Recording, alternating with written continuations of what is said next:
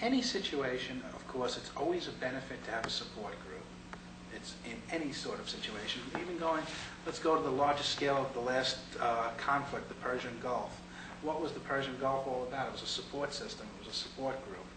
And it was the same thing in this setting. We had the support group. If somebody was hurting, there was the support of other people, you know, to help them get past that hurt.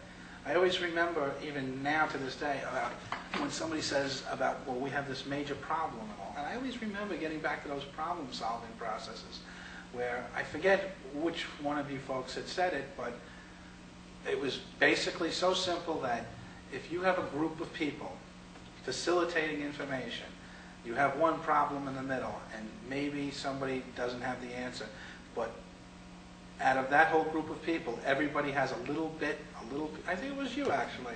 Somebody's got a piece. And that everybody has a piece of the puzzle, and I might not have the answer, but you might not have the answer either, but collectively between us, we might leave you with the answer. And that I still remember to this day. That was always drilled into me. You know, when somebody says, well, I don't know what to do. Well, I don't know what to do either, but I'm sure we're going to figure this one out. And I've never lost sight of the fact that positively we'll figure this thing out, you know, as long as we have the, you know, the input that's necessary. And having a support system like that, especially in a school setting, I think is one of the most important things that staff or students can have.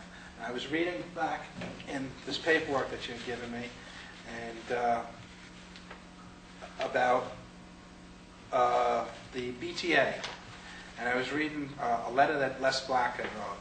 Now, I know Les Black from when I was in 5th grade in elementary school. He was my 5th grade teacher, or my 4th grade teacher, back in North Elementary School.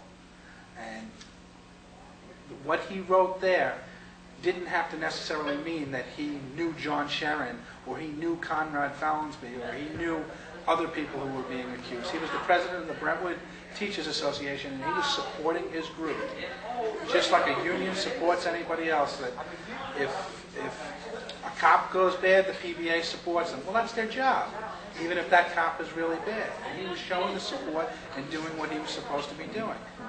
You know, any time that you have a support system like that.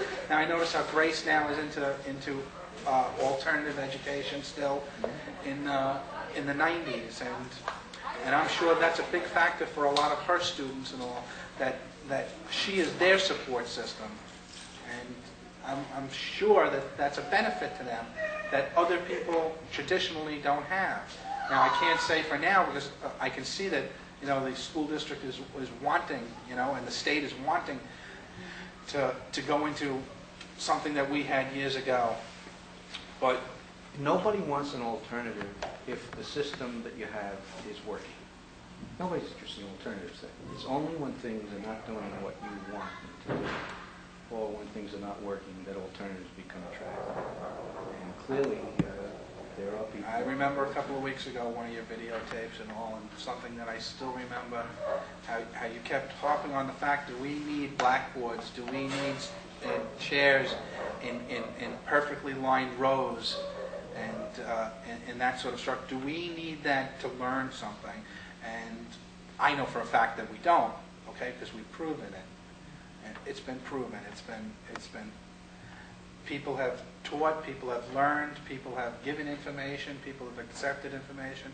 It's proven, and it's proven especially with what I said a few weeks ago about hemispheric predominance. That's the main thing. One of the things